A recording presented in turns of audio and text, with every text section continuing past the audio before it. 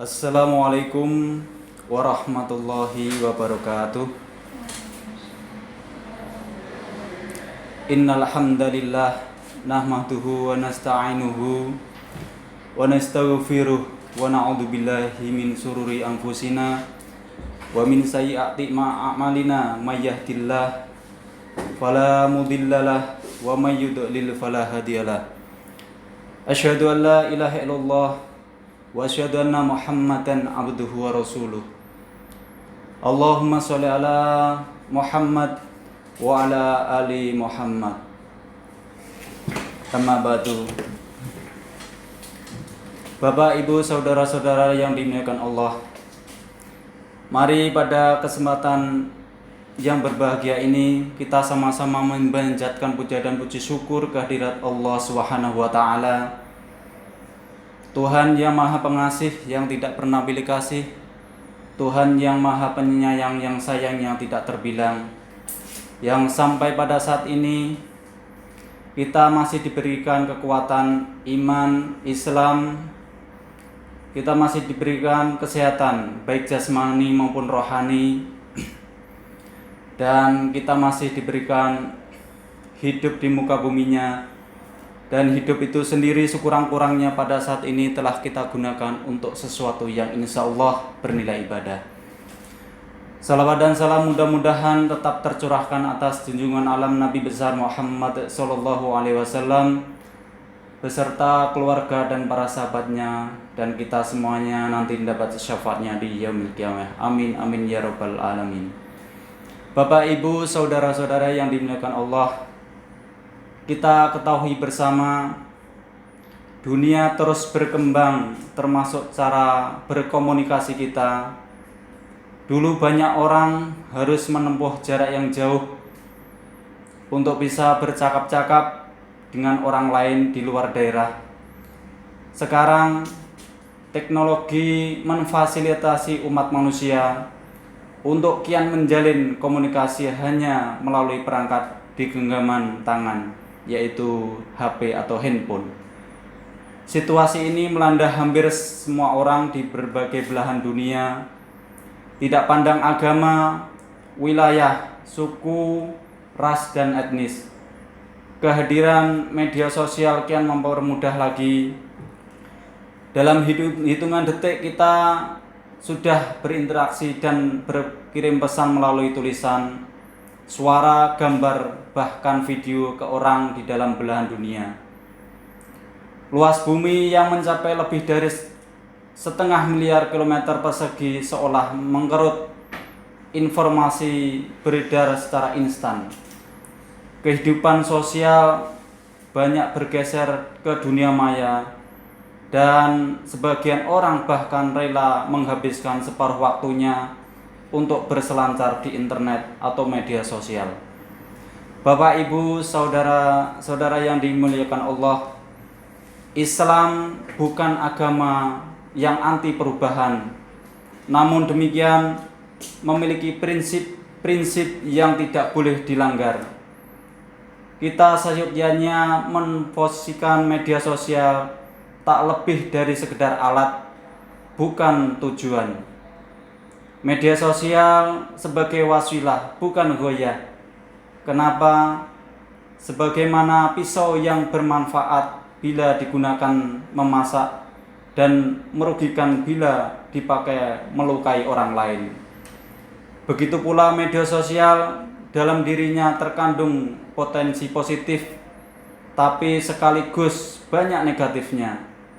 Semakin meningkatnya pengguna media sosial dari hari ke hari tidak menjamin semakin berkualitas dari segi pemanfaatannya. Banyak kita jumpai media sosial menjadi ajang pamer amal kebaikan, usaha mencari citra kesolehan di mata masyarakat. Dari sini kita secara tidak langsung menggeser maksud ibadah yang semestinya untuk Allah Subhanahu wa taala menjadi untuk popularitas dan kebanggaan diri. Media sosial juga kerap menjadi arena caci maki antar kelompok yang berbeda agama, aliran, pandangan politik, dan sejenisnya. Tak jarang media sosial sekali disaki debat kusir saling menjatuhkan, ghibah, fitnah, berita bohong, hingga meningkatkan jumlah musuh-musuh baru. Banyak berbekal jari tangan dan pikiran keruh dalam sekejam kita sudah membuat mudarat bagi orang lain. Padahal dalam hadis sahih disebutkan bahwa di antara karakter seorang muslim adalah mampu menjamin saudaranya dari malapetaka tangan dan lisannya. Al-muslimu man salima muslimuna min lisani wa yadihi. Seorang muslim adalah orang yang tidak melukai saudaranya muslim lainnya baik dengan lisan dan tangannya. Imam Abu Hamid bin Muhammad Al-Ghazali dalam kitab Bidayatul Hidayah menjelaskan bahwa lisan manusia terdiri dari dua jenis, yakni lisan yang berada di dalam mulut dan lisan berupa qalam. Tulisan memiliki fungsi yang mirip dengan pembicaraan. Qalam dalam konteks ini bisa diidentikan dengan media sosial yang memiliki peran sama, yakni memproduksi tulisan yang pengaruhnya bisa negatif maupun positif. Dengan demikian, sikap bijak kita terhadap media sosial termasuk ikhtiar kita untuk menjadi muslim yang baik sebagaimana hadis di atas tadi. Yang paling rentan dilupakan saat bermedia sosial adalah betapa berharganya waktu.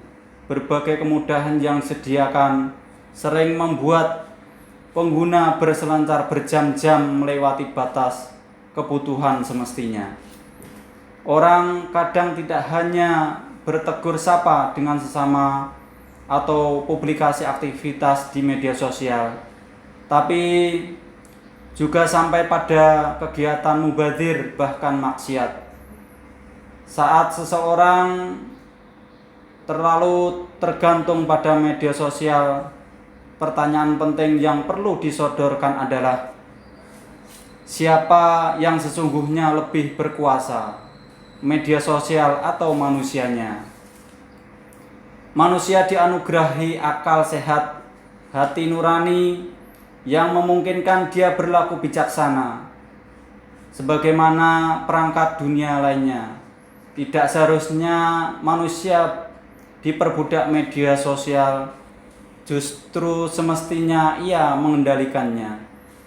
Bapak, Ibu, saudara yang dimuliakan Allah Subhanahu wa taala, sebagai wasilah media sosial juga merupakan perantara bagi banyak sekali hal baik.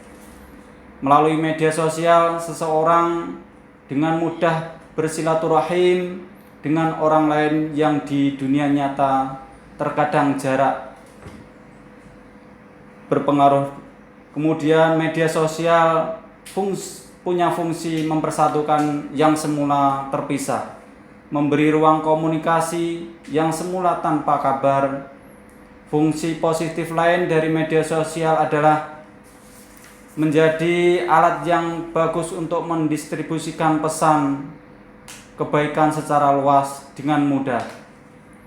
Kita dengan mudah membagikan informasi, misalnya soal cara mendidik buah hati kita, tip hidup sehat, atau wawasan bermanfaat lainnya, hingga menjadikan media sosial sebagai media share yang memberi pendidikan kepada publik tentang nilai-nilai Islam yang mencerahkan rahmatan lil alamin, yaitu dalam surat Al-Maidah ayat 35 menyebutkan a'udzubillahi minasyaitonirrajim, ya ayyuhalladzina amanu taqullaha wabtaghu ilaihil wasilata wajahidu fi sabilihi la'allakum tuflihun. yang artinya wahai orang-orang yang beriman, bertakwalah kalian kepada Allah dan carilah wasilah yang mendekatkan diri kepadanya dan berjihadlah pada jalannya supaya kalian mendapat keberuntungan. Wasilah dalam konteks ini kita perluas pengertiannya mencakup berbagai jalan atau sarana yang bermanfaat bagi kebaikan, terutama untuk lebih mendekatkan diri kepada Allah Subhanahu wa taala. Jika media sosial adalah wasilah, maka goyahnya adalah Allah Subhanahu wa taala. Sekali lagi, fungsi positif media sosial tersebut bisa maksimal kita realisasikan ketika kitalah yang benar-benar menguasai, bukan dikuasai.